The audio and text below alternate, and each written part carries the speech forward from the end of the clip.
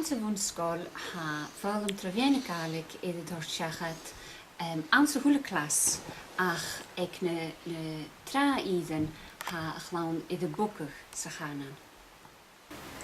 Anna hica chlána steig an scoláiricha sa bhatain ha lá inse na chrompa.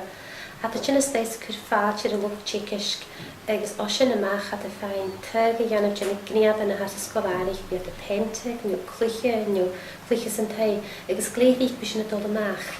Stalo a vi kiúsach ag mi an mhúrstora begeb heb perstrí nu glasgo nu operéir he wabas a chin cutramach gefaiat amach agus gefaiat íusach am an choirsnach gachge.